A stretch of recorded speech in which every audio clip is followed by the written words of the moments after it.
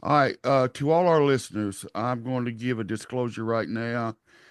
Some of this may not can be put forth in a PG version. So if you do not want any children to listen to what is about to be said, uh, please take actions.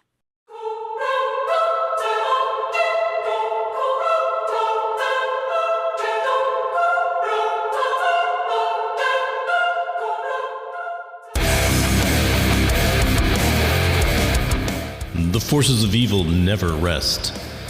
The minions of the enemy never rest. Left unopposed, they would curse the entire world. Father Michael Birdsong is here to oppose the enemy with the Ending the Curse podcast, starting right now.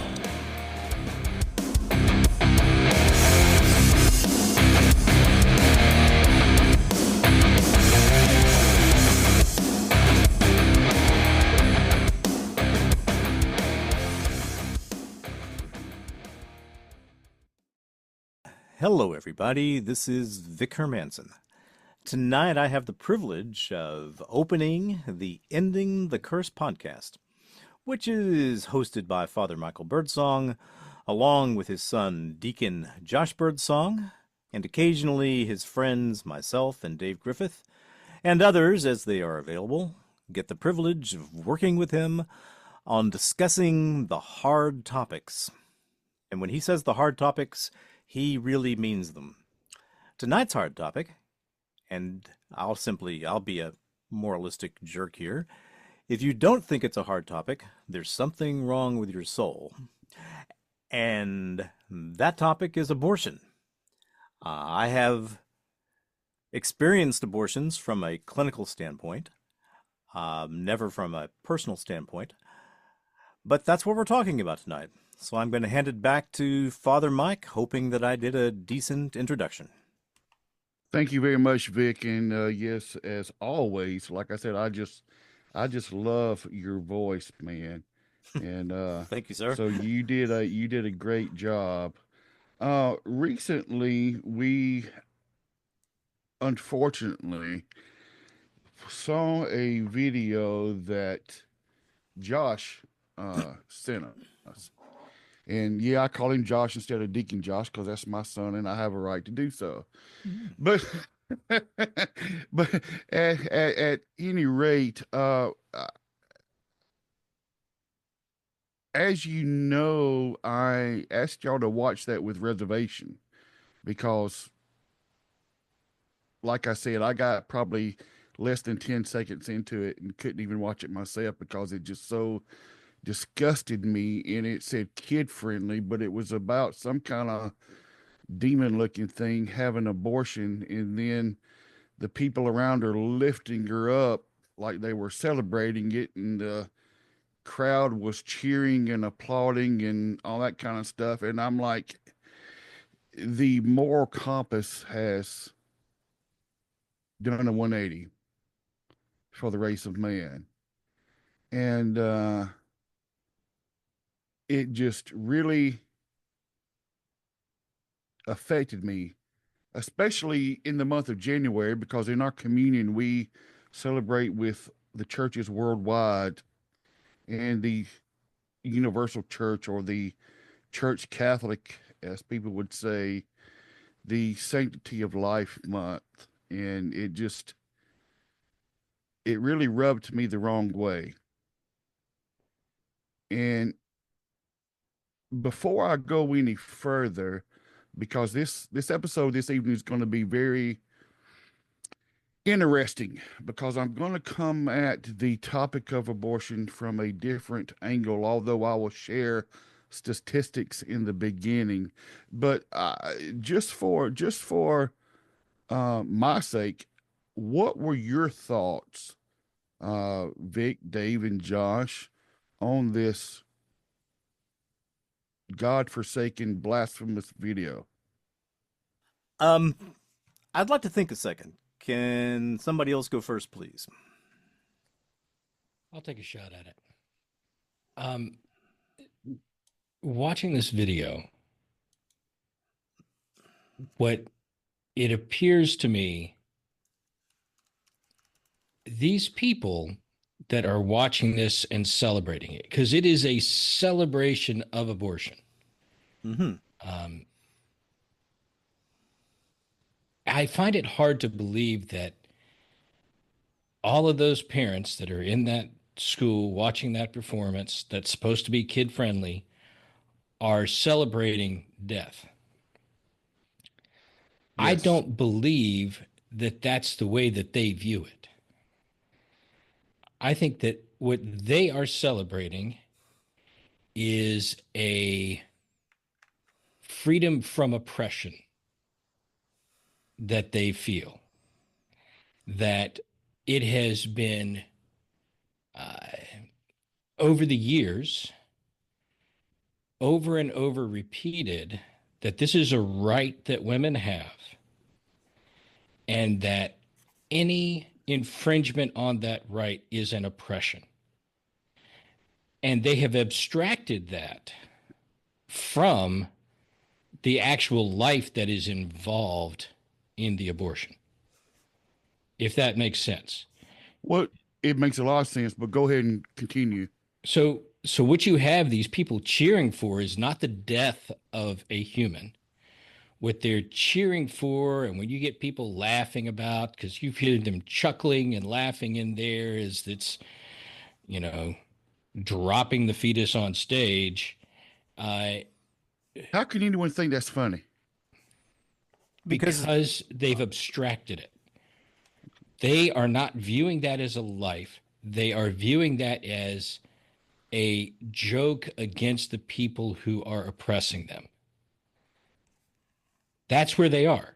Mentally, I think that's where they are. It's not celebrating death, it's celebrating freedom. And you I'm not saying realize that's that right. I'm just saying that's the way they view it, I think, in their minds. well, Go you ahead, do Vic. you do realize that there are less charitable interpretations possible. Absolutely. I absolutely do.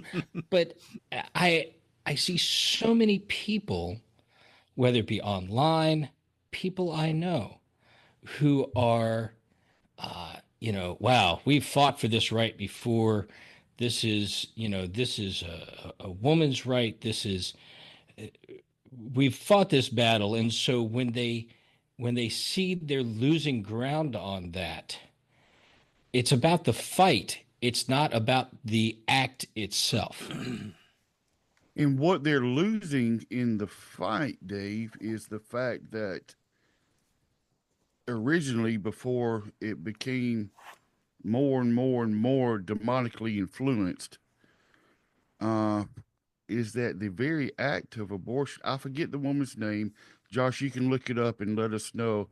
But oh, what was her name? Anyway, but the very act of abortion was made to control the population of the African American people. Absolutely. Yeah. Mhm. Yeah, Yes. it was. And that astounds me that so many stand up for that right. Oh, And and people plus, that are diehard anti-racist people, uh-huh, right? People who would give up their seat anywhere for a black person to sit down, who would bend over backwards to prove that they're not racist, are celebrating this thing that, you're right, did start out as a racist exactly. activity. And The- plus, and plus, uh, the act of abortion and what a lot of people do not I even got the name for realize. you. Well, hold on, Josh. What a lot of people don't realize is in many cases that is a act of satanic worship and the demonic because uh, what the biggest fight against the demonic or the number one worship of the infernal is blood sacrifice. And the reason why that is such a battle because blood denotes covenant. Well, and especially of children. What do you hear Exactly. over and over and over in the And Old Testament? and that's why the Do song not that sacrifice children. yeah, And that's why the book of Proverbs, I think it's Proverbs 6, that tells us the seven deadly sins, Josh, in the hands that shed innocent blood. So, what better way to celebrate the demonic than to destroy God's life? I'm just going to let that hang right there for a minute. You're destroying God's life. But anyway, Josh, what was the woman's name? I'm sorry. Margaret Margaret Sanger. Margaret, that's it. Yeah, she was the founder of Planned Parenthood. Right. And there are a lot of quotes that you can find about her. And this is not the exact quote, but it's something like, "The Negro is a blight on society and should be eliminated as fast as possible." Yes. Yes. And that is yeah, it is just amazing to me. And but before we get into the meat of this, please, if anyone has anything else at this time, please go Well, ahead. I have some things to say, Yeah, I mean, and I guess we I'm can gonna have to preach a little bit. Man, I don't. well, by the way, if we have to turn this into 1 or 2 or 3 episodes, it's no problem. So take your time. Oh yeah, I'm not in any hurry. Oh no. I was talking to my wife about this topic last night, telling her this is what we were gonna record about, and I told her about working at Jeff Davis Hospital, and I guess I was about. I'm not good with time. I can remember everything about every event, except when it happened. I'm thinking I was 25, 26, or something like that. And Jeff Davis was the big obstetric gynecological public safety net hospital in Houston. There was a hospital specifically just for births and for taking care of women with gynecological problems. And it was like any of those hospitals. If you had something really badly wrong with you, it was a really great place to be. If you had just something, menstrual irregularity or something, you just sit there and wait until they could see you, which might be 3 days. I mean, all public hospitals are like that. They're addressing the most critical issues first, and everybody else waits.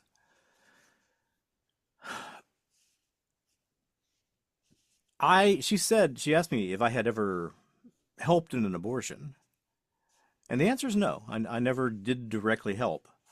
Now, I was working in an obstetric unit, and I had spent a lot of times, mostly helping with births. At a place like Jeff Davis, if you would like to have a female nurse, well, that's great, but we don't have any female nurses right now, so here's Victor.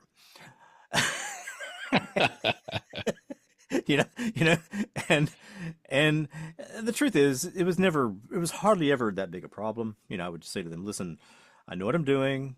I'm not getting any jollies out of helping you do this. My only job is to help you through this birth successfully. And almost all women would calm down and say, okay, fine, that's professional. Let's just get this done. So, of course, in the time when I wasn't directly working with the patients, I was cleaning up ORs and I was stocking things. So is that work in furtherance of abortion? Yeah, probably to a certain degree. Yeah. It is. Now, the fact is, I was never asked to come and help with that. I was qualified and capable. And the question I think God saved you from that. Well, and the question she had was, what would you have done? Would you have helped? Mm. Now, I can very clearly tell you that I am not the same moral being now as I was when I was 25, or that I was when I was 25. My views of the world, my internal feeling of responsibility to God has changed a tremendous amount. Right. A tremendous Right. amount. And so she said, well, what would you have done if they had said, get down to OR3, they're doing a late term abortion or something? Well, I probably would have helped. Yeah. At that age, probably so. I probably would have helped. I would have probably had some emotional problems afterward, but I think I probably would have helped. I want you to hang on to those words, emotionally problems afterwards, just because you're male. So please hang on to that, because I'm going to address that. Okay. And yes, I am male. Yeah. Now, over time, I drifted to NICU. This is going to take a few minutes, okay? I see you too, so it's okay.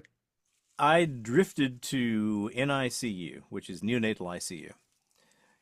Dealing with tiny babies, kids that were born at 25, 26 weeks, 24 even. Just the tiniest possible babies that could survive at all. Mm-hmm. And some of those babies, even back then, this is a public hospital, we were easily spending, I don't know, millions of dollars to keep that baby alive. Now, who knows anything about the Texas Constitution? I don't. Okay, the Texas Constitution is unlike almost all other constitutions, with the exception of Alabama. Okay, you talk about distrusting central power. Texas is the pinnacle of that. And so as they were building a constitution, they said, no, I don't think we want to have broad guidelines. We want to have very specific instructions. And if something isn't allowed or isn't specifically allowed in the Constitution, it's not allowed at all. And so it's huge. I mean, it's thousands of pages long. And so there are amendments all the time. An amendment, 22,312 repeals amendment 16,416. And so there are lawyers in Texas whose entire practice is just cataloging and keeping up with the Constitution to let people know what's going on. Well, they screw up all the time. And so there came a period in Texas for about 3 months where abortions were legal up to the moment of birth. Yes. Okay, up to the moment of birth. This wasn't something the state intended to do, but it happened. And those people who, Limbaugh used to use a term, which is kind of a dismissive, unkind term, feminazis. But someone asked him one time, what is a feminazi? And he said, well, a feminazi is a woman who every time there can possibly be an abortion, thinks an abortion should occur. Yeah. And there are such women. Yep. So I was working in an ICU, spending millions of dollars trying to keep a 25-week infant alive, often failing. And 25 yards down the hall, they were aborting 32-week babies. And there just something snapped in my mind at the time. This is insanity. This is utter insanity. There's no way to support or defend this decision unless you are coming from the standpoint that this fetus, this infant in my mind, doesn't matter at all. I mean, it's really no different from any other chunk of organic matter. Mm. The only reason that I stayed was because I really needed the job and because I wasn't doing that. I was trying my best to keep these babies alive. And so I guess that was the beginning of my, all right, I've got to dig into this deeply. And as far as the video today goes, I'm going to go back to another one of my favorite, convenient statements. And it's from Bob Dylan. And Bob Dylan said, "You're going to have to serve somebody." And by golly, he is right. Yep. You know, it may be the devil, it may be the Lord, but you're going to have to serve somebody. Well, I think the people who put together this repugnant video, of the woman, I mean, I'll explain to the audience what it is. Okay, you can't tell any gender of the thing that comes out on the stage. I mean, you don't, it's like a white Gumby thing, a Gumby toy, big human-sized Gumby.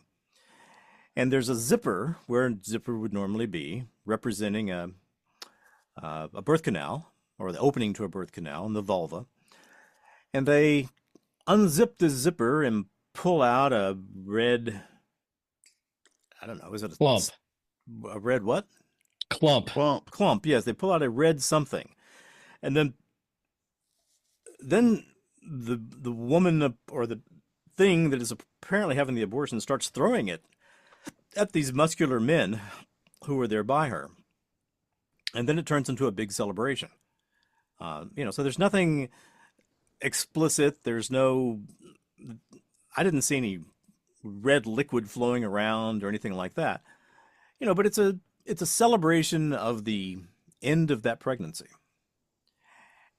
And I'm going to postulate that what these people are serving,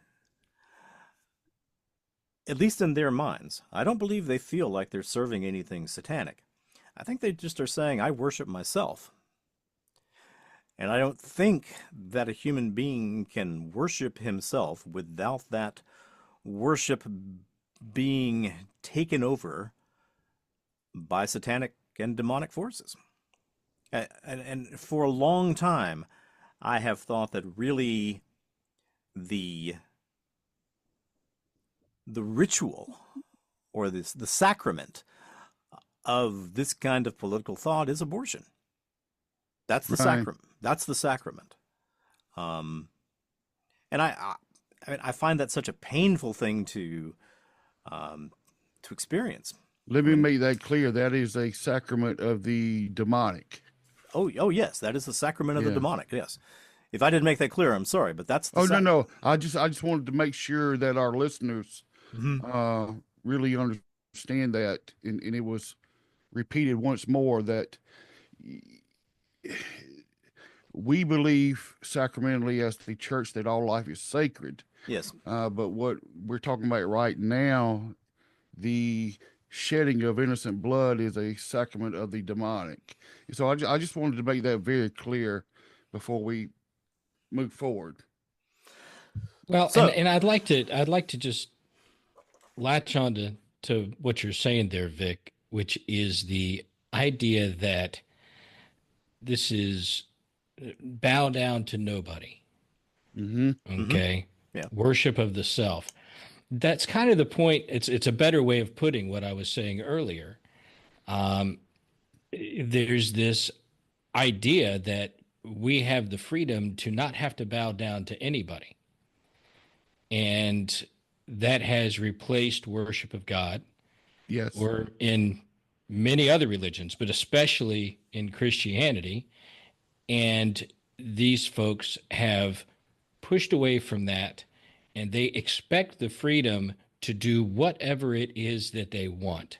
They don't have to bow down to anybody. And when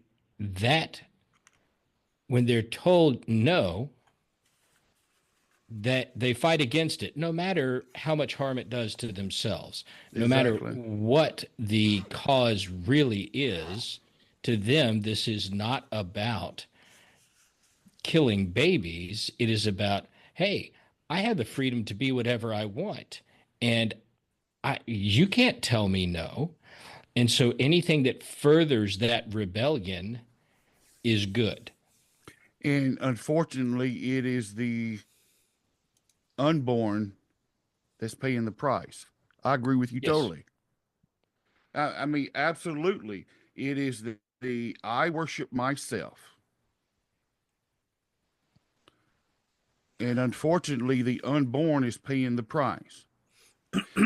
Just as it was in the book of Exodus, or yeah, Exodus, when Pharaoh had all the firstborn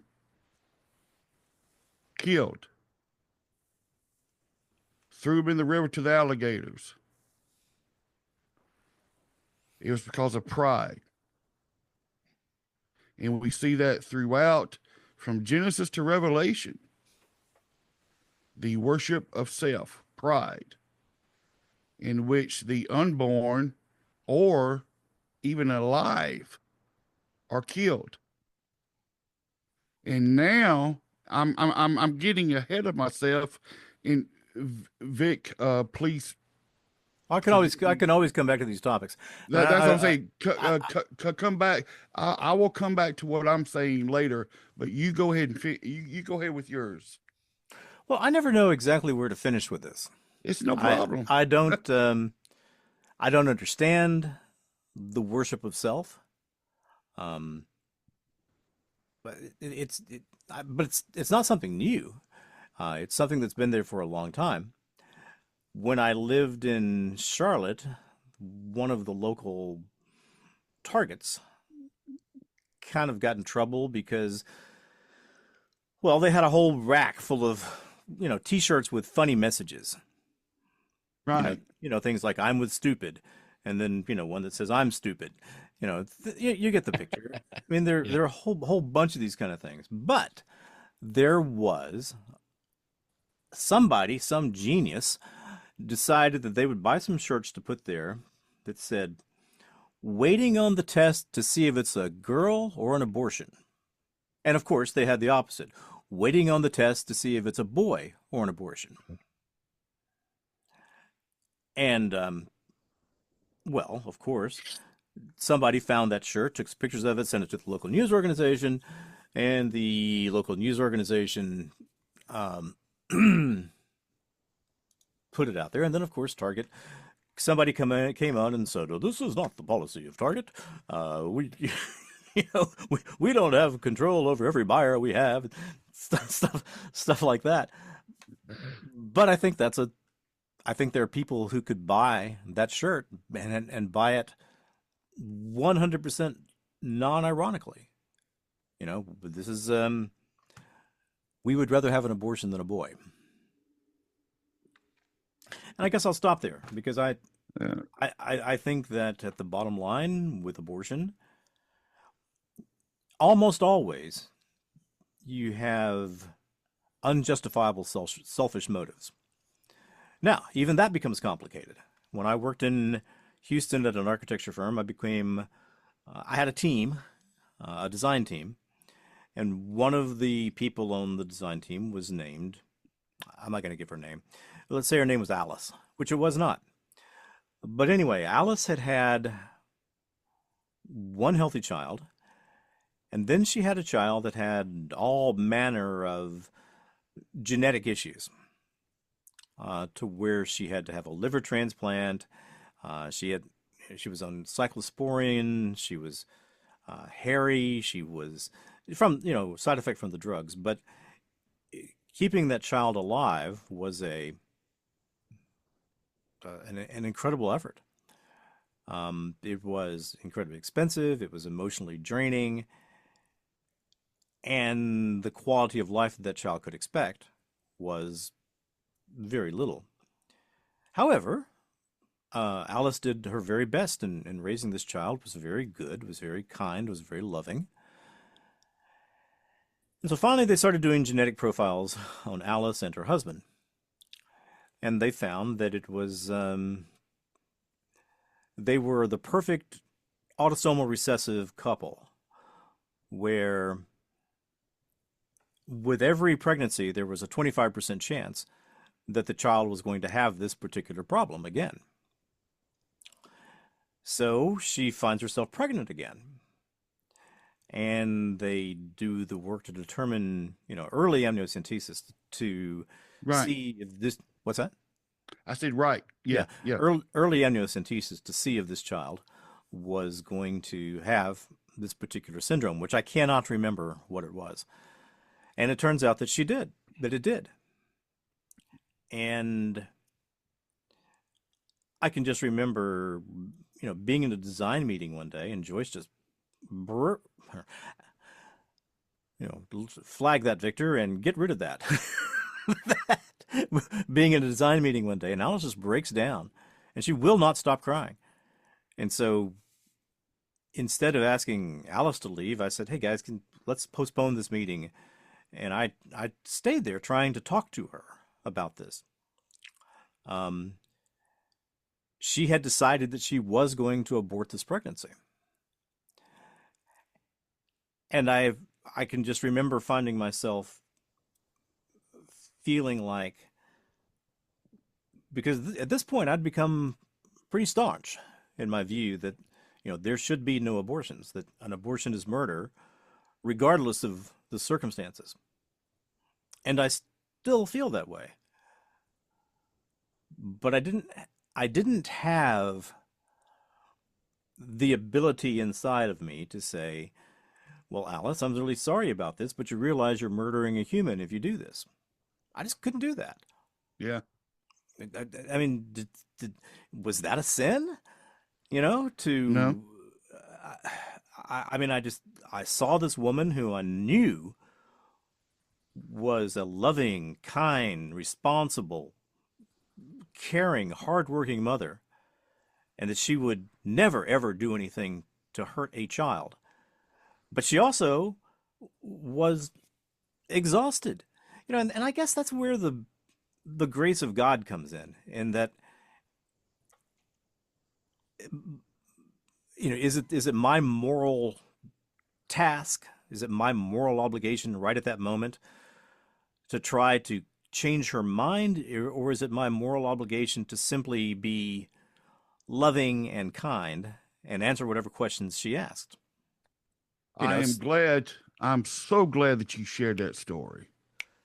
Well, I gotta believe you. I can't tell you what a hard day that was, man. No, man, no, but see that opens the door for the purpose of the episode today.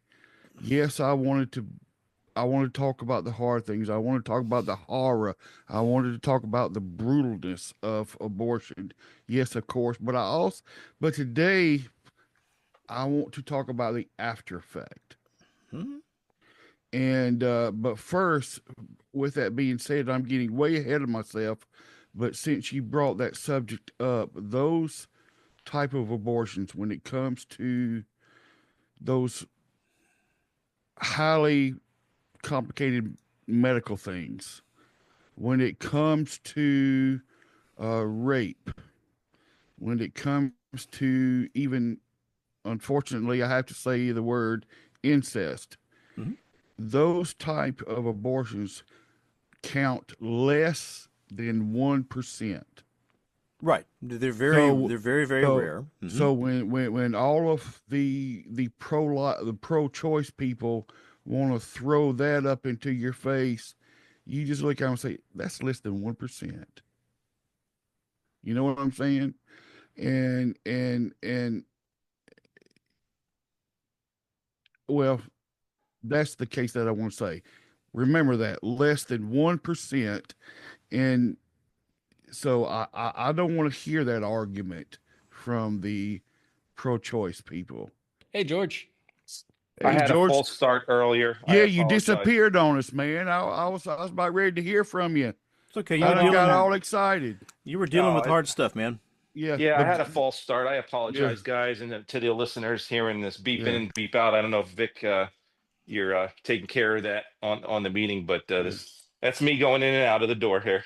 You're fine.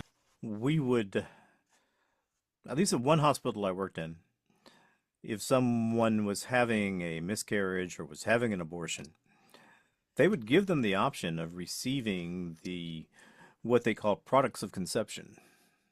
Oh my God. With the idea. Are you serious? Well, yes, I'm serious.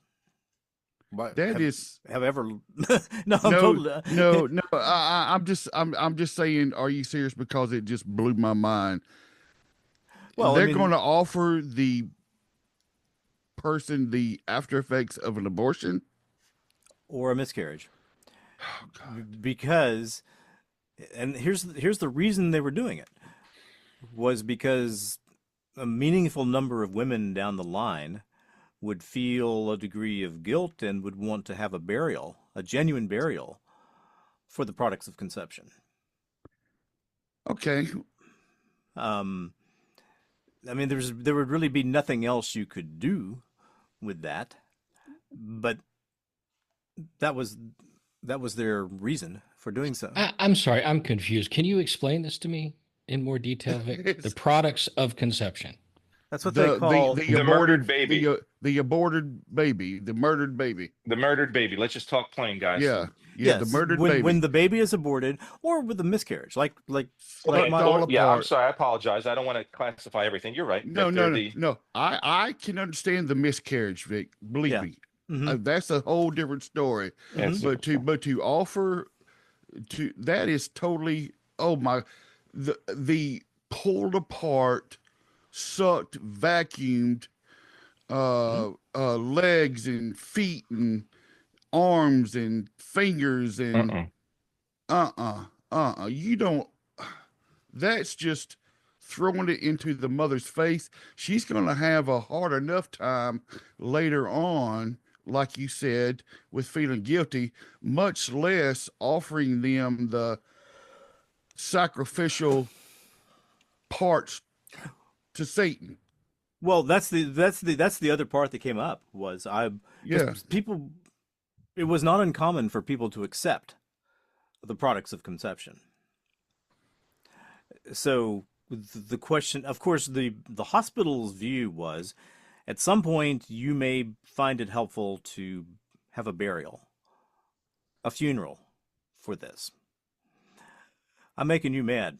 This would be the equivalent. No, you're not. You're not. Of my wife dying in the hospital and me saying, I'd like to just roll her out and take her home.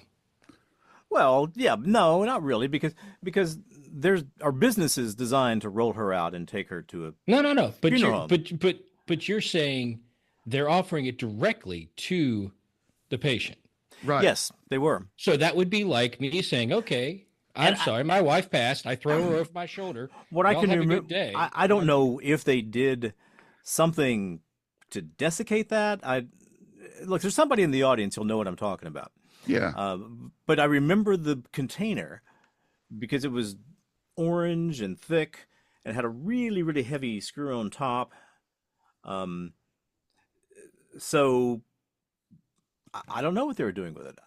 I wonder with the abortions how many, and this is even a more horrible thought, how many people received the products of conception to even further desecrate them. Oh my God. Yeah. Well, I got some information on that. Go for it, George, and then we're going to get into the meat of the story. That's where George would come in. Yeah, well, you know, the Satan researcher guy, crazy Catholic man. Yeah. So I was listening earlier intensely to you guys speak about abortion as a satanic sacrament, and I don't want any of the listeners to think what I'm about to say is hyperbole, or you're gonna have none of that hyperbole here. Nope. Or what'd you call me? Okay. Or figure of speech, or symbolic, or no. Gotcha. I'm gonna speak straight like I usually do. Awesome. Abortion is a satanic sacrament in both aspects. Not only figuratively, if a woman is in a situation like David had proposed his family situation, that gives glory to Satan, whether or not our intent is to do so. I think we all agree on that. But what I want to focus on is the intentional abortion, the intentional sacrificial right. So it is in direct line that Satan, whatever we do to glorify him directly or indirectly, whether I worship him by having a statue of Baphomet in my backyard, or I slap my kid when she didn't do anything, that glorifies the devil. All our evil action glorifies the devil. The indirect part is these innocent women who think that's a better option, believe that the murder of the child or the elimination of the life, let's say, to be soft and respectful of people's stay in life is going to benefit them, but what it really benefits is evil. Okay, now we know that. Now the other side is it's actually there's actual individuals that perform abortions for the glorification of Satan. You guys have seen most recently the temple of what is it? The temple of not Satan. What the hell is it? The Temple of Set. Not temple of Set. The satanic. Oh my gosh, Lucian Greaves. The Satanic Temple. Sorry, my brain has been mush for the last 6 months. The Satanic Temple with head by Lucian Greaves. They're talking about. They've named all their abortion centers the Alito's mom abortion center, and they're calling it a satanic sacrifice. Now, those people are a bunch of clowns. Let me be honest with you. Those people do everything for hyperbole. They do everything for show. But if you want to really get into this, and I'll hold this book up. I know you guys can't see it because it's going to be recorded. But if you really want to get into the subject, you guys need to the listeners need to buy a book called And I never do this. I never endorse a book publicly. Abortion is a Satanic Sacrifice. It's by Zachary King. Now, I'm going to speak about Zachary King. Show the cover of that, please. Yeah. Eric did. Abortion is a Satanic Sacrifice. Get that, Josh. Okay. Father Pavone actually helped write this book, which is a transcript of a CD set that Mr. King did after he removed himself as a satanic high priest. Okay, so I want to make this all satanic, but you got the satanic researcher on here, so you're going to get a little deep and dirty.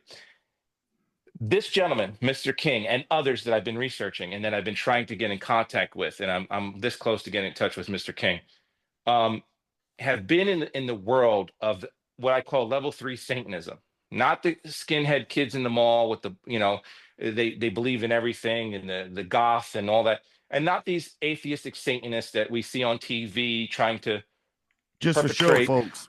Just to show folks, or they're interested in the law more than anything else and just thumbing their nose at Christianity. But I'm talking about the people who worship on Sunday and sacrifice on Monday or whatever. I don't know their sacrifice day, guys. Don't quote me. But whatever their sacrifice day is. So the level 3 people are the people that actually participate in black magic. Now, this doesn't go for everyone in level 3, but, and again, these classifications are my own in order to keep things straight. But the level 3 people participate in black magic, participate in sex magic, participate in bestiality, some of them, not all. This doesn't apply to every single one. Everyone has your own flavor, right? Participate in murder, mass murder, participate in abortion. The most common form of sacrifice in that level 3 is abortion because it is legal and it is not condemnable by any law. There's nothing around it that's prohibited. Zachary King talks about being a high priest in the World Church of Satan. Now, you can look that up. You're not going to find anything. And I've been trying to research that for a long time, and I have not found anything. But I have found correlating stories across the board that don't relate to Zach King, but they say the same thing. The high priest. Josh said it was like a satanic Baskin Robbins. Yep. 31 flavors of eternal 31 damnation. flavors of eternal damnation. Pick which way you want to go to hell. Pick which way you want to go to hell. Say that again. 31 flavors of eternal damnation. Pick which way you want to go to hell. Oh, wait a minute. Gotta have variety. Wait. I love that. That's got to be a title of something. I mean, exactly. If this was the rundown, that would definitely be the title right there. Hello. 31 flavors of eternal damnation. Oh, my God. We may have to change this ETC to a rundown. That was freaking awesome. Sorry, George. Didn't mean to. It's okay. Distract you. No, it's okay. It's okay. It's Josh's fault. I loved it. I'm not sorry. It's all right. You shouldn't be sorry. I'm not sorry. You see it. Oh, I'm sorry, guys, but that was awesome. Okay, go ahead, George. I apologize. No problem. No, it's okay. It's all right. But one point, George, is yes, these are the folks that are there's demonology. These are people that believe. These are true believers Yes. Oh in yes. Oh, the 100%. demonic. These are theistic. Yep. These are theistic Satanists that either believe in Satan because they believe in what he stands for, or they don't truly believe in him as a individual, a personage, but believe in him because what he can give or has given them. Essentially, everyone turns into a true believer. Now, Well, which wait a way minute, you but wait, wait, go, wait. Can I interrupt you there? you can absolutely. Okay, so I mean, there's a fundamental contradiction in that. Okay, I don't believe that this personage exists as a unique being. Well, let me explain However, that. I look at this non-personage as something who's capable of granting me things. Well, Well, let me explain that. hang on, let me I finish the question. okay. Who's doing the granting? Question answered. So a lot of these people start out playing with black magic and sex magic, not even thinking of Satan as an individual, a godhead, a spirit, anything. They Good start point. playing with Good they point. start playing with things and tools, sacraments, and things that they don't understand because it's just something to do. It's either anti-Christian, and you don't want to grow up in that really tight-knit Christian community, or they've never had any religion, or it's just something their friends told them that would be great. So they're doing things to get something. George, That's yeah. George, can please let me interject one thing Hmm. because I want to make something very clear to Yes, our sir. listeners. Go ahead, Father. You use the term sacrament. Okay, Yes, now, sir. now, now, please, everyone, listen to this. You can define the term sacrament is when something divine touches the natural. That's in the church. Now let's take that on the other side of the coin, like you're talking about, George. Uh-huh. When something just powerful now, demonic, touches something of the natural and corrupts it from the divine. That's right. Does that make sense? Yes, sir. Continue, please. I'm sorry, but I just wanted everyone to understand what you're talking about. No problem. Um, so these individuals, to answer Vic's original question, there's two. Either the theists that straight away believe that Satan is a deity, an entity, and he can grant me all the pleasures of this life or anything that I need. That's the easiest to understand. The second is people Yes. who start to play with things like Mr. King, who's now I'm very happy and pleased a Catholic apologist. But the other set, like Mr. King, start to play with things that they don't understand. And magic, black magic, Yes. sex magic, all sorts of different sorted arrays of things. And eventually they get led into, and not everyone who plays with magic gets led into Satanism. I want to be quite clear. They are serving Satan at some level, but directly to the Satanist at some point, um, those people playing with the magic or doing the sex magic somehow will get in touch or be in touch with Satanists who will bring them in. And that's kind of Zachary King's story. And I'll go to I'll fast forward Zachary King's story to get to the point about abortion being a satanic sacrifice, a satanic sacrament. Zach King basically came from like a Southern Baptist or First Baptist family. They were nominally Baptist, nominally Christian, practicing culturally like most of, America is Christian in culture only. And he eventually started playing Dungeons and Dragons. And from Dungeons and Dragons, got involved with magic from books in the library. And then it got deeper into different things. And eventually he started making child pornography as a young adult, as an 11, Yeah. 8, 9, 10-year old, and was with a family while he was worshiping on Sunday. He would go over this family's house, and this family was making pornography with him and their children and other children, and not forcibly. Him and other children were doing the marital act on tape, and they were sending these things around, and they realized that he was into magic, and they cultivated that.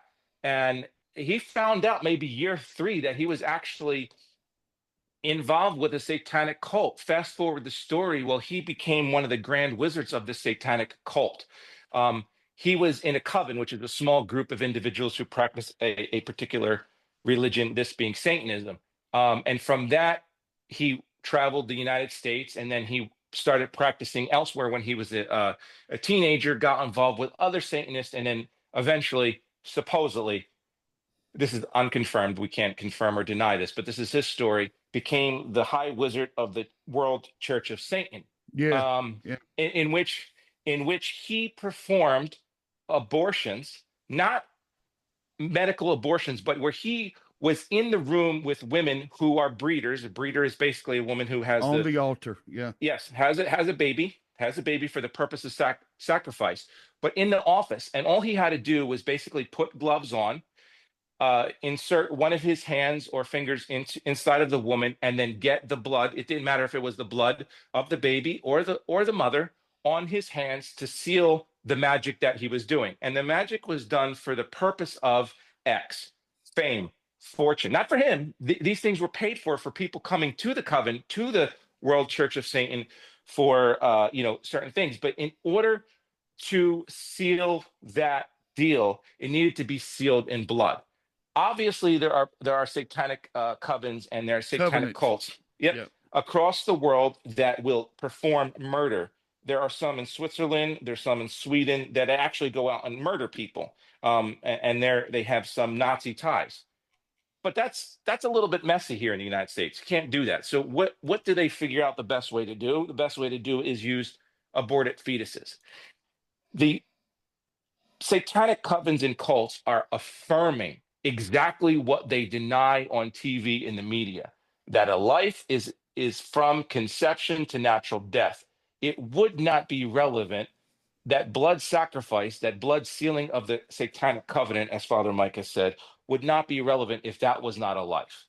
Now, these things are used. These things are absolutely used. And it's not just rhetoric to say, "Oh, it's a satanic abortion. It's a satanic sacrament because it gives glory to Satan." Yes, that's true. But I'm saying to you that it actually happens in a liturgical sense, where a high priest or priestess, magician or otherwise, there's names like mage. You can interchange these spiritual leaders, if you will. You know what, George? One thing that I even in the classes that I've been teaching, Mhm. and we're going to start them back up, by the way, is I love that you're telling all this story, and please continue, because it's very important. Because anytime you have the shedding of innocent blood, everyone's got to understand this. Blood denotes covenant. That's right. Blood So denotes covenant, and also when you can get to a point, can you in a can you in a I understand, but can you in a PG form okay. describe sex magic? Yeah, I think the name may some people may need to understand it. That's the reason I ask. understood. May I have a 2-minute break? Yes, let's take a 2-minute break. Alrighty. Thank you. Yes. George, how's your SUV problem? It's a problem. It's a What problem. happened? Basically, this thing had a couple of misfires, but I'm still able to drive it around. I was going to buy a new car, but in the process of me losing my job and everything, that wasn't possible. So I kind of drove it to its logical conclusion, if you will. And I took it to the dealership, which is the biggest no-no, and they basically want to charge me $7,500. The car's not worth $1,000, What do you Dave. need, a new engine? They're saying I need new exhaust system, new muffler, 3 coils, 6 cylinder, six spark plugs, oil pan, this, that. I'm like, listen, this car just needs to get me from A to B and needs to be here in case I need to pick up my kid from school. I don't go anywhere. I'm not a world traveler. I'm like a stay-at-home dad. I took it to somebody local, after going on Facebook, pretty much the like the local community group, and everyone's like, "Yep, he's going to cut it down by this much," and he's honest. I took it to him, spoke to the guy, shook his hand about 20 minutes before I jumped on this, and I seems reliable. But I'm just a little stressed because the money pot is getting thinner and thinner, and the bills are getting bigger and bigger. What kind of car is it? Nissan Murano, What year? 12. No, I won't give you the license plate. Just in case I'll Vic get that has- off of CCTV. No problem. Yeah, just in case Vic slips and edits this wrong, and then the Satanists want to come after me. You know how that works. No worries. Let me know what he's going to charge and what all he's going to do. Exhaust is expensive. Yeah. You can't get around that. But most of the time, you don't really need exhaust stuff. Most of that stuff you can live with. Coil packs are, depending upon the layout of the engine, is actually a very easy thing to do, is replace the plugs in the coil pack at the same time. And you can do it for, I don't know, it depends on, I think Wrangler coil packs are more expensive. You can get a cheap coil pack on Amazon, which will work just fine for what you need. You can get a set of them for probably 150, 200 Yeah. bucks. Yeah. I'm gonna let this guy Well, look see what at he comes what he up needs. with price Yeah. wise, right? Yeah, And yeah, if it's in 'cause- the thousands, and if he's charging you like, $200 a coil pack, which sometimes they do, Yeah. it's really not difficult, depending upon the layout of the engine. That's what true. I'm looking at right now is the layout of your engine. 12 Murano. Yep. I mean, You We'll got see. it. What is it? A 6-cylinder? 6-cylinder LE. Go.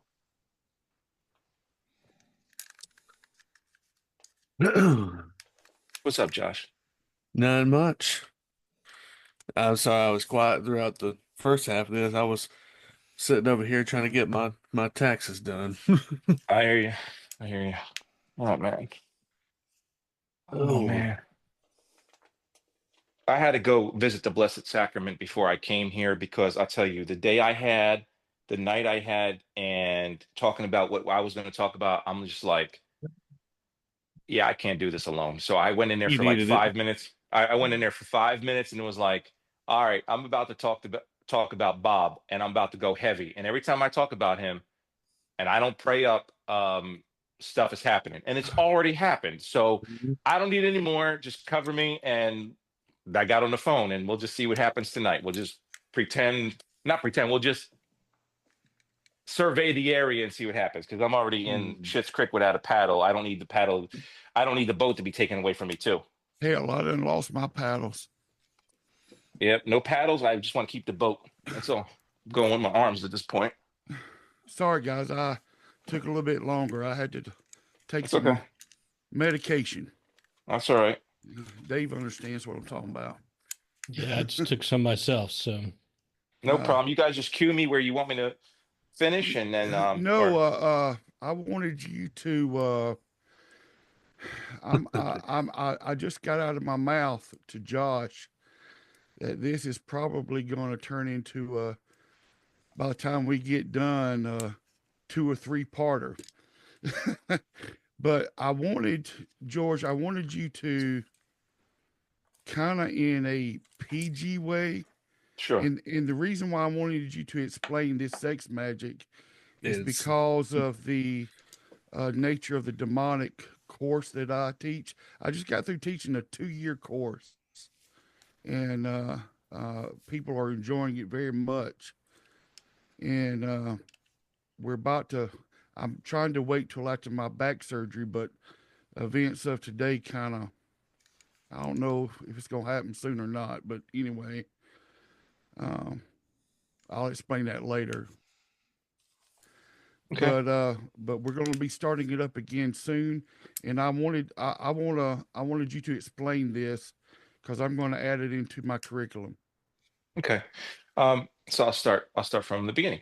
Sex magic, the definition, the PG definition is basically the marital act being performed with the idea, understanding, or want of something happening. So you perform a particular act or acts, um, On the versions of altar of the Lord. yeah, I've well, heard not that being necessarily. I've heard that being done too. Well, that's been done, but it doesn't necessarily need to be in a particular place. But so let's start from the Christian understanding of what sex is. Sex is the marital act between one man and one woman, in order for the possible reproduction of children and for the building of God's kingdom and the family. That doesn't necessarily mean that all those who aren't able to reproduce should not have marital intercourse if they are indeed married. That's not what No, we're that's the saying. But gift the of God. right, It is a coming together of man and woman in the presence. The I'll just go ahead and say it. The sexual act of man and woman in the sacrament of holy matrimony, that is an actual act of worship to God for the gift that He has given you. If you want to, that's how sacred that act is between man and woman. right. And God has given us certain gifts, and that act is to be performed for the glory of God and the extent of His kingdom, building your family. Okay, Yes, and anything outside of marriage is is a sin. Now, going to the fornication. others, yeah, fornication. Now, going to the other side of it, what's you asked me what sex magic is. Sex Yes, magic is performing dark liturgical rituals, witchcraft, in conjunction with certain sexual positions, certain sexual acts, certain. I'm trying to keep this PG. Also, by involving dark sacramentals, candles, pentagrams, different signs and symbols. And this is not to one tradition. This doesn't have to be Satanism. The Karma Sutra is a perfect example of what I would call Eastern sex magic. Now, the all sex right, magic that I was George, talking about. hold on one second, please, sir. All right, to all our listeners, I'm going to give a disclosure right now. Some of this may not can be put forth in a PG version. So if you do not want any children to listen to what is about to be said, uh, please take actions. All right, go ahead. Probably should record that as part of the intro to the whole podcast Yeah, Josh, because take that care of probably that. applies to the whole thing. Yeah, this whole subject is. I mean, yeah, let's just go ahead and add that at the beginning, Josh. And now, George, feel free to explain freely. Right. So going back to Karma Sutra, I would consider, me particularly, would consider Karma Sutra as a particular kind of Eastern sex magic Yes. within that culture. But that's not what we're talking about. What we're talking about is we're talking about rituals that are done, either blood rituals, candle rituals, there's crystal rituals, there's a bunch of them. I Yeah. mean, depending on Yeah. which style of witchcraft, which style of magic you are involved in. Aleister Crowley was big on this, the father of modern Satanism, the father of modern occultism, to be quite honest with you, was very big into sex magic. And it basically breaks down to this: performing sexual acts outside of marriage in various ways for various purposes with various liturgical instruments, candles, cards, symbolism, chalk. There's a you can the the list is endless. But what it is to attain, first of all, it bastardizes the Christian understanding, and I think, frankly, normal Western civilization's understanding of what procreation is and what sex is for. I would like to think that there's other religious traditions that understand what sex is for, the sacredness of the procreation, or the coming together for the purpose of procreation between one man and one woman to extend God's kingdom and extend the family. And that is a bastardization of that. Anything in Christianity, which the occult gets a hold of, they do a reverse. Some people call it left hand. Some people call it black. So if you say the black sacrament, a left-handed sacrament, it's the inverse of whatever's sacred. So an example is that 3 o'clock in the afternoon on Friday is generally on any Friday is generally one of the holiest times where you could ask the Lord for pretty much whatever you want. And you can ask the Lord for whatever you want. But why is that? Because traditionally, Christ died at 3 o'clock on a Friday when the gates of heaven became open and the souls from Sheol were released. So that's 3 o'clock on Friday. That's basically Good Friday. We're talking about 3 o'clock. Anyone who practices black magic, satanic magic, black mass, the best time for them to do that is usually 3 a.m., the inverse of the time when the gates of heaven were open. So it's just one example of the inverse of Christianity, the inverse of Catholicism in particular. So anything that we have on the right, meaning in the right, the not the direction or the political party, but the right hand of God, the left hand is all the satanic and the evil. So it's always the reverse. So if you have something for the benefit of God's kingdom, the sex magic would be to deny that for the benefit of pleasure. Not that pleasure isn't inherent in the act, the marital act. That's a gift from God, but solely for that purpose, without any understanding of what that may lead to, if certain circumstances are in order, and not wanting that. That is evil. That is evil, intrinsically evil in itself. So So that's it's what so sex it's magic is in a nutshell, Father. so it's basically a blasphemous act Well, in it's the an adulterous act, which in you the add, yes. yeah, in the face of the covenant of marriage. Right. So it's a two-level sin, if you want, right? So Yeah, first of all, act outside of the marital act, sex outside of marriage between one man and one woman is adulterous. Period. right. Correct. That act incorporated with a denial of the first commandment, meaning that I'm the Lord thy God, you shall have no gods before me, using all these rituals and these Right. things that do not trust God's intent for your life. It's a double sin. It's a blasphemy on top of adultery, mixed together with some fun, good time, and some of them Yeah. involve explicit drugs, Yeah. and other things Well, for so the purposes of, yeah. just like anything else, satanic or demonic, it is a corruption of the holy.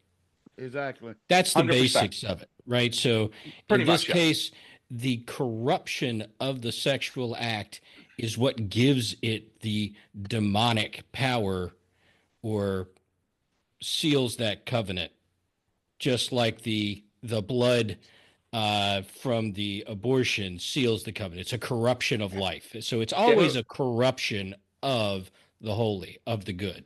yeah, Exactly it's the right. inverse of the Exactly holy. right. And that's why the Holy Scriptures teaches us. I won't say it's in Corinth. I don't know if it's in First or Second Corinthians, but Saint Paul talks about the sins of the flesh. Sex outside of holy matrimony, you got to understand you're becoming one flesh. Inside the sacrament of holy matrimony, you're not only becoming one flesh, but you're becoming one spirit in God's presence.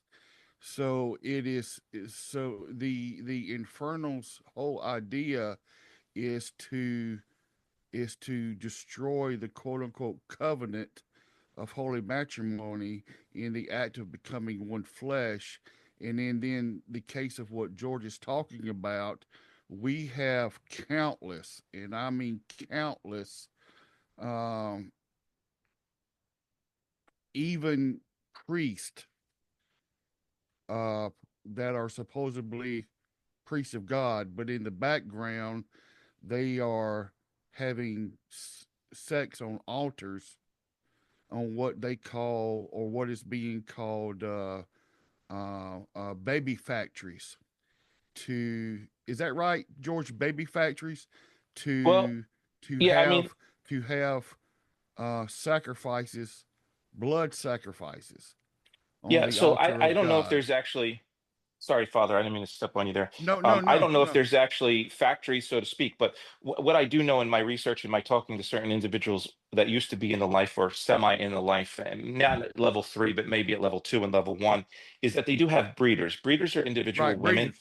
That's what I'm Yeah, talking about. Yeah, breeders. Yeah, breeders are individual women that either been trafficked as young women, brought up in a cult, or either related to a particular coven. A coven is a small group of individuals that they associate with a larger group, and they breed for the purposes of either child sacrifice and abortion, or to bring others into the life to fulfill other needs through child pornography. that. There's like Yeah. a lot of dark things that those breeders are used for. But the one that we're talking about now is abortion. And abortion, why would a woman give herself over again and again? Because she's receiving some temporary fulfillment from Satan, period. And what happens is like this: someone convinces a young woman, or she's brought up into the life, like, you don't know any better, to abort her baby. She aborts her baby, and she is promised, either by the priest or priestess, by the mage or magi, by the witch or warlock, whoever, whatever you want to call these people. There's several different names. Some benefit that she's looking for, and at first, let's say she'll get 100%. And then this is like drugs. This is exactly like drugs. Satanic promises made to the devil are exactly like drugs. She'll be promised X. X she will receive at 100 or maybe 99 or somewhere close to what she wants. The next time, she will ask for the same thing. She will receive a little bit less. These people continuously chase whatever it is. It's their addiction for fame, power, glory, money, cars, husbands, wives, boyfriends, girlfriends, sex, gambling, horse betting, whatever it is, whatever it is, it doesn't matter what it is. They'll always get a little bit less. So Satan has always got the breeder on the hook. Now, there are some breeders that are forced, okay, but that's a completely another subject. I'm talking about Uh, voluntary breeders. I'm not talking about yeah. women who are pushed into being, who are raped We and then definitely need to talk about the forced breeders on another episode very yes, there soon. there are there are many, but it is most common for a young lady to either be in the life of sexual sin prior to her becoming a breeder, or been raised in a coven that's what she's known from the time that she was a young lady. And that's, my research has told me, there are more voluntary breeders than there are of, women being held hostage at their, and bred, and the babies being Whoa, aborted. whoa, whoa, All whoa, it, whoa, it whoa, does whoa, whoa, happen. whoa, whoa, whoa. Excuse me. There's more what? Voluntary? There are more voluntary breeders than there are involuntary breeders, or women that are being held against their will. All right, ladies and gentlemen, that is a point that needs to be understood. Okay, continue. Can I ask you a question first? Yes, please. George, are your earbuds getting low? They may be. Because you're coming in crackly to me, Oh, Okay. he sounds fine to me. and I'm wondering if it's a connection or if it's a power thing for the earbuds. Could be a power thing. Has he been fine with you, Vic? Vic's It's on the on the phone right phone. now. Oh, he's on the I can phone. hear I'm the sorry. rest of you fine. It's just George. Huh. How about now? Yeah, that better. sounds so. Now you're clear. It was Okay. just choppy, and I was wondering if it It was wasn't an a earbud thing. connection. Sorry, guys. I'm usually That's what I on thought. better sound equipment than this. That's okay. No, You're you're fine, fine. buddy. You're fine, buddy. You're fine. All right. And So then the question that I have, just to bring this into modern day issues, hello. Yes, sir. how much of a connection is there with this and the human trafficking problem we have with and not just the border, but with the border being open. Yeah. And hopefully we're fixing all that now. But how much of that is potentially related to this issue? A lot. A lot. And let me break it down to you in a couple of different ways. Hollywood is the biggest, and this is not conspiracy theory. This is some straight out stuff. Hollywood is the biggest perpetrator of pacts with the devil. In my research and in my reading of multiple interviews with people both in Hollywood, people who dealt with people in Hollywood, people of no name that you wouldn't even understand, people like Zach King who dealt with people in Hollywood. Hollywood is the biggest perpetrator of what I would say the need culture. Their need to be famous, their need for money, their need for popularity, their need for whatever they need in order to make them applicable in life. They're not satisfied with their stay in life. Most people in Hollywood, I'm not gonna say all, but most people in Hollywood are zero talent.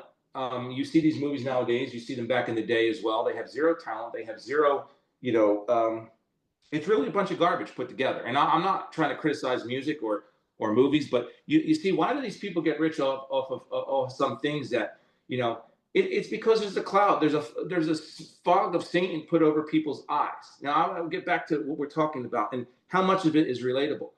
Hollywood is a big perpetrator.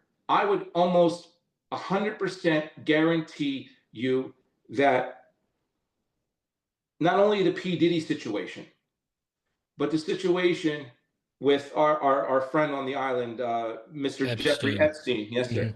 Mr. Jeffrey Epstein has satanic ties to it. Now, I'm not going to blame every single person who slept with a 13-year-old, a 15-year-old, or a 16-year-old having, worshiping Satan. Yes, are they indirectly contributing to his dark kingdom? 100%. But that does have ties. These circles of child pornography and child trafficking, and even adult trafficking for that matter, always find their ways into the level 3 Satanism. And you always are going to find one or two covens who are involved in that life. It is not to say that I get involved with child pornography because I love Satan. It is to say that I eventually either wind up there or I am encouraged by individuals who are in that life.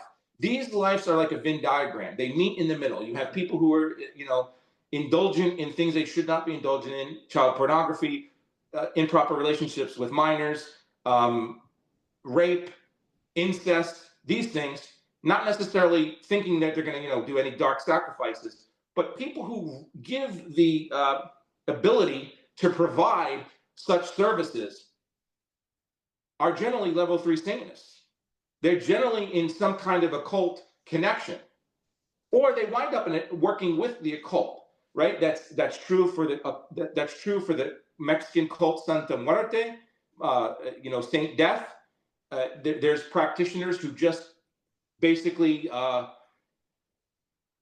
ignorant and believe it's some kind of mix between Catholicism and cultural religion. But then there's others that actually go out and sacrifice, whether it's animals or babies, or have some sort of blood ritual. Santa Muerte is one of them. So that's a particularly Mexican religion that worships what they call Saint Death or Santa Muerte. You have the sex magic people. I hesitate to call them satanic. But then you have the heavy duty Satanists.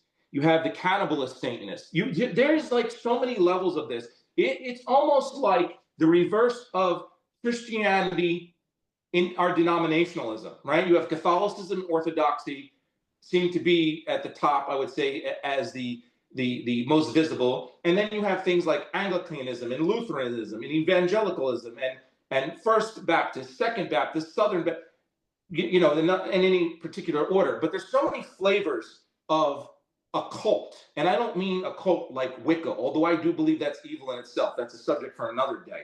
But a cult in the sense of the left-handed path. There's theistic Satanism, non-theistic Satanism. There's theistic Satanism that is focused on cannibalism. There's theistic Satanism that's focused on child rape and murder. There's just theistic Satan. There is so many different flavors. To talk about Satanism by itself is just so very hard. So to focus on the ones that seal covenants with blood is absolutely 100% we're talking about is through abortion, because abortion is legal in this country. This country, either knowingly or unknowingly, has given rise to the ability for Satanists at that level 3 to perform sacrificial rites in order to get what they want, using the blood to seal that covenant. Say it louder for the folks on the back pew. Hello. You got it. That's Amen. what I'm talking. Amen. But before we continue, I just want to say one thing, and guys,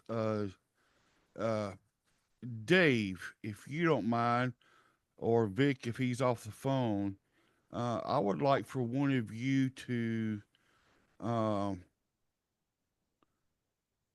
of say this is going to be a part 1 and part 2, and kind of put an end right here before I bring up the next subject.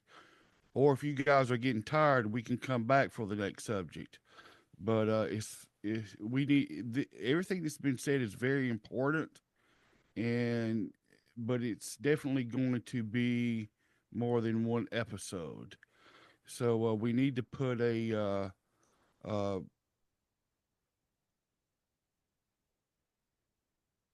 thing in there. Okay. Am I making sense?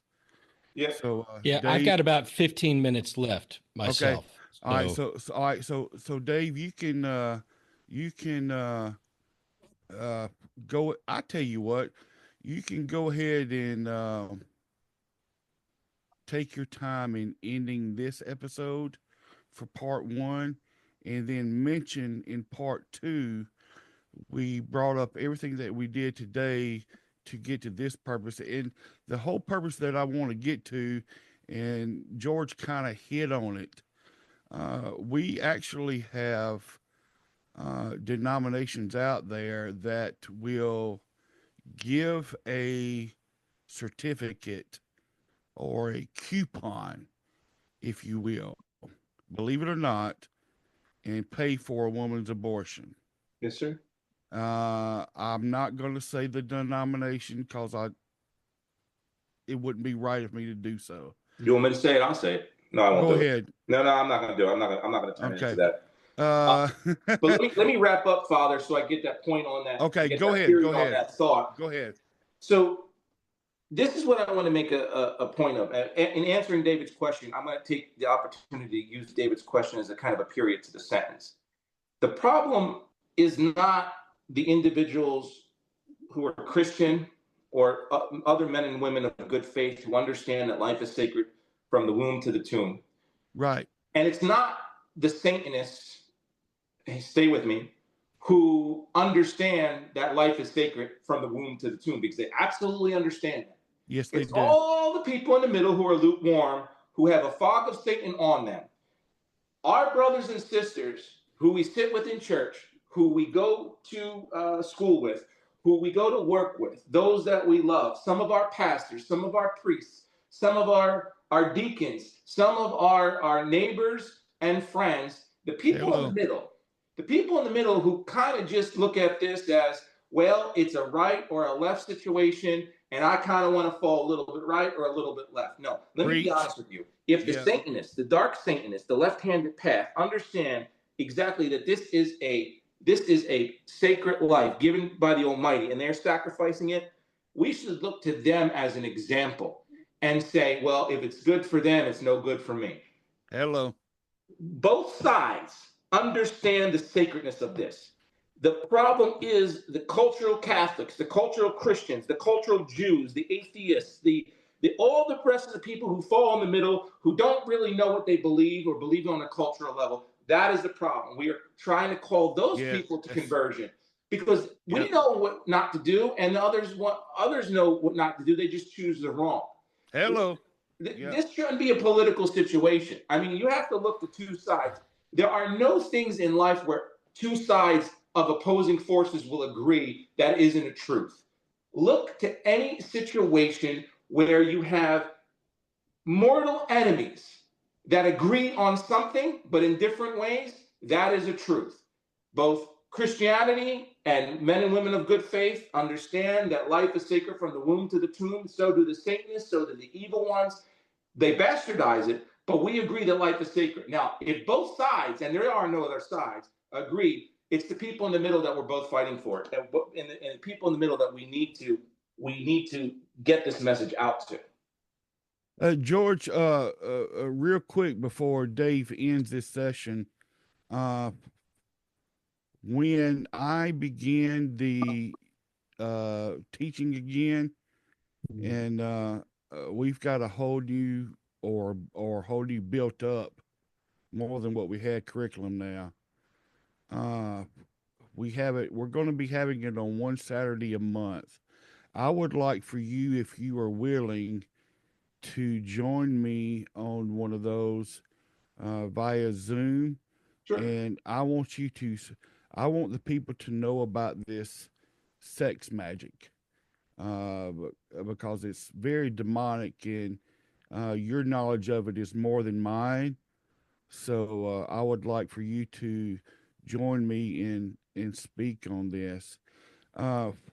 But now, the whole purpose of the episode that we're doing is, number one, to bring out the facts that we have done.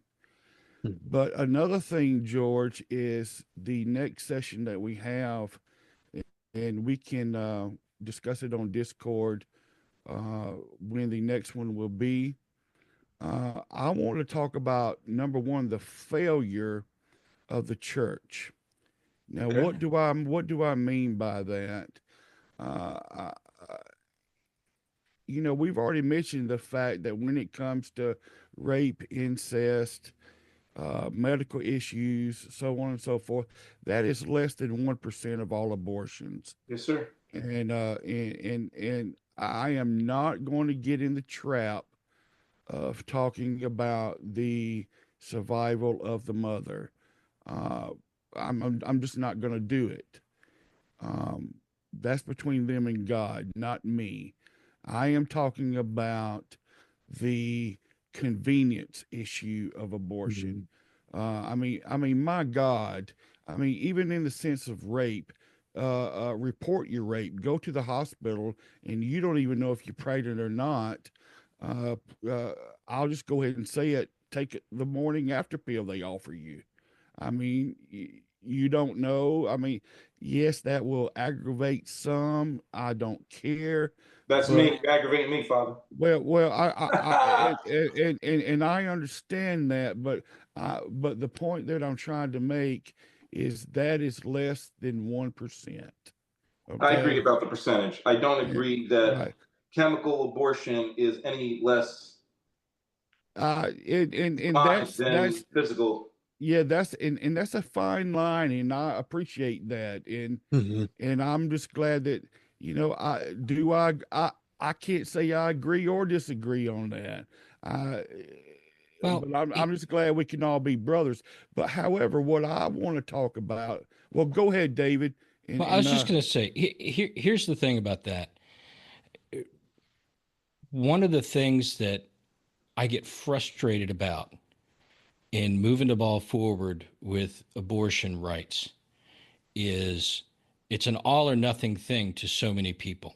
Right. And I realize that from a moral standpoint, for many, it is an all or nothing thing. Yes. Amen. But Yep. often politics and governance is a situation where, as a manager of mine used to always say, you can't let the perfect get in the way of the good. Yes. That makes sense. We can't have it perfect. So if you Yeah. can get agreement on no late term abortions, take it. Exactly. If you can get agreement on That's a victory first there. trimester, That's a victory. take it. Yeah. If you can get agreement on shut down Planned Parenthood but allow for the morning after pill, take it. That's a victory. Anything that's moving the ball forward is saving lives. It's not necessarily an agreement that that's where you want things to be, but it is progress. Yes. And I can agree with that. Uh, And but then we can argue about the stuff that becomes really contentious, oh yeah, oh you yeah, know. And and people will say rape, incest. Well, we can discuss that, but it's such a small portion. less Get rid than of the big 1%. stuff, Less than 1%. Yeah. which is stop using it as birth control. Yeah, I Yep. mean, and see, you just struck a chord with me, and I did not want to go there, but my God, if you're gonna have sex and you don't want to have children, take a birth control pill, use a condom, whatever. I mean, And I can see but George's head I know, slowly steaming. I know, George, but hang in there with But me. again, don't let the perfect get in the way of the good. Exactly. I'm not, because the good, who is the author of all life, is perfect. So Exactly. that But nomenclature, we're not. Exactly. that doesn't make any sense to me.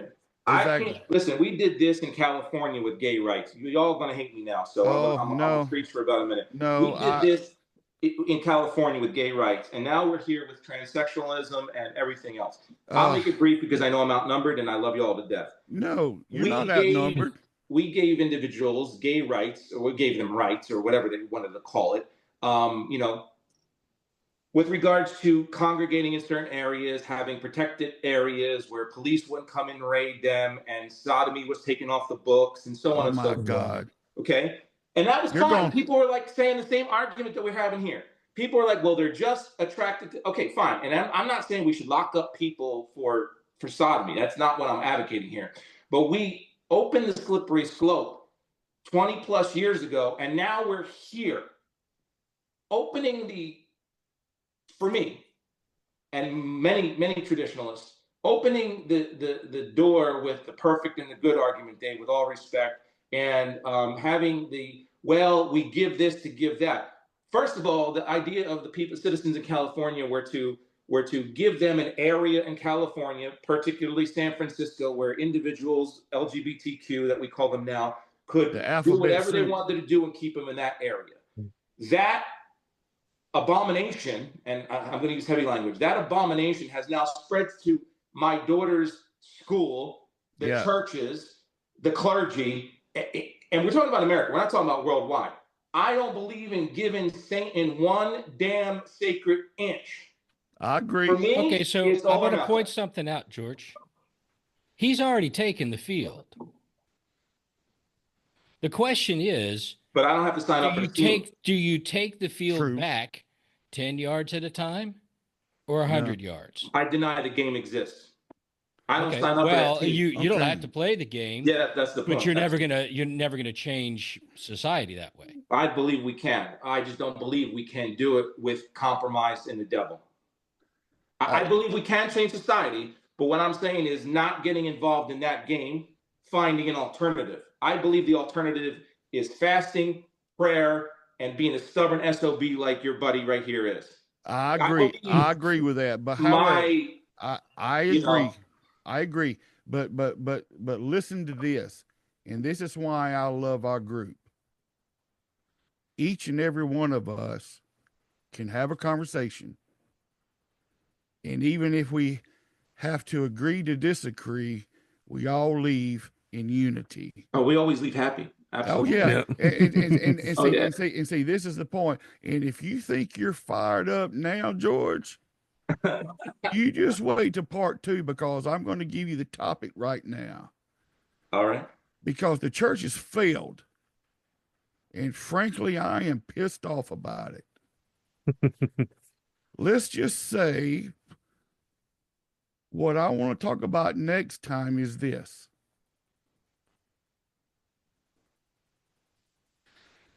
Where's the church that's going to look at this woman who is now so guilty there at the point of taking their own life? Where's the forgiveness? Where's the God's not mad at you? Where is the God's grace will forgive you. Where is that? And frankly, to be honest with you, I have seen churches firsthand shun those that has had abortions That's and bad. withheld forgiveness and ran them out of the church. That please forgive my language, but that is total bullshit, and the church should be ashamed of themselves.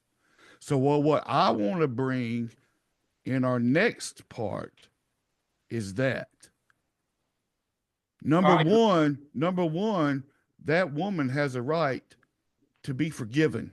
100%. Number two, I want to talk about the men. I want to talk about the men. I'm the daddy of that aborted child. I feel guilty too. And plus, I'm going to challenge you all to Father Terry Gensimer, which is the head of CC for Life of our community. He works very closely with Father Frank Pavone. I want you to watch the movie Order of Rights. Yes. And if you don't have it, just let me know and I'll send you my login and password and let you watch it. But 100%. I agree. it's a great movie. And Father Terry even plays the part of the doctor that's going to give the abortion, which is kind of funny to me. But so let's after this is over with, all you guys get together and say, all right, this is when we're going to do part 2. And but for right now, Dave, I would like for you to finish up with any comments that you may have, and then bring us to a close of part 1 and let them know part 2's coming. Well, I think they know from what you said, and Well, yeah, there's not but too much left.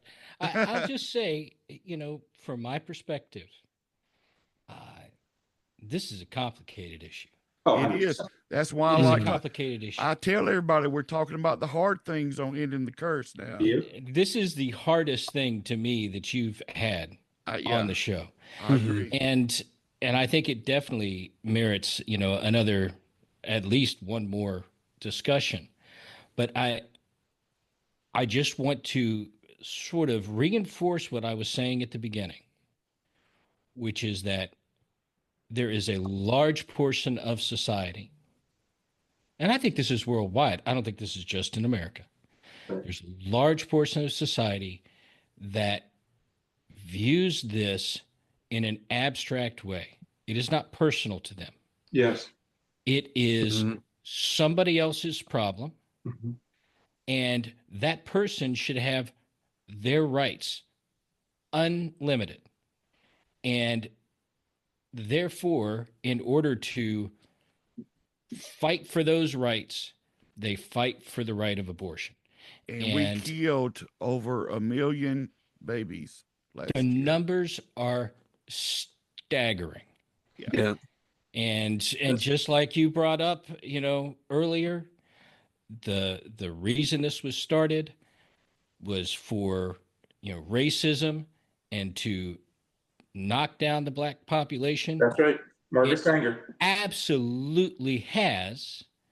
If you look at the number of abortions in the black community and where the black community would be now, Yeah, if those abortions hadn't taken place, right. it's huge. Yep. It's absolutely huge. You got it. And so there's a view of the world that they don't see this. They're fighting a different fight than we're fighting. You got that right. They're on the same Dave, field. It's just a different fight. Dave, you always wonder why it is relevant for people who are not going to copulate with men. I'm just going to say it, blue-haired lesbians. Why do they fight for abortion so damn much? It's for the exact reason, David, because if you can, quote unquote, in their mind, take away one, quote, right, then you can take a, quote, another, quote, right. So Preach, they'll brother, fight for preach. something that's never, Hello. they're going to fight for something that ain't even going to affect them. Exactly it. They'll That's fight for something exactly that it. won't even affect them because the idea is, well, if you can tell her what to do, then you'll come and tell me what to do. So you have the pro-abortion people. They're not even made up. You would think there would be business women. A lot of them are, but mostly business women, women of power, things where you would, in a logical kind of way, think, okay, well, a baby's going to inhibit your ability to do X. But if you look at the people who come out and protest vehemently with anger and vitriol, they're never really the business women that had the abortion and regret it, or maybe they don't regret it. It's always the crazies. It's always the ones that are never going to have this problem personally. You want me to give you a staggering statistic right quick? Oh, yes, please. From the age of, listen to me, and I literally wanted to cry when I read this. From early age of 13 to 25 is the most abortions. 13? Are you freaking kidding me? 13 years old. Yep. Yes, sir. And just to put it in even more perspective, this is an article from LifeSite News. The number one cause of death in 2024 was from abortions. 45 million worldwide. You mean cause of death, life of the mother? No, cause of child. death, period. Cause of death, period. Wow. Wow. And on that note, folks, Yeah. we will end this podcast, this Yes, sir. episode, and we will come back for more lively conversation. And Some easy listening, Dave, right? easy Yes. listening, and all. So we have all the answers. We have all the easy answers. We'll give them to you in the next episode. Yeah, right. Thank you for listening to Ending the Curse.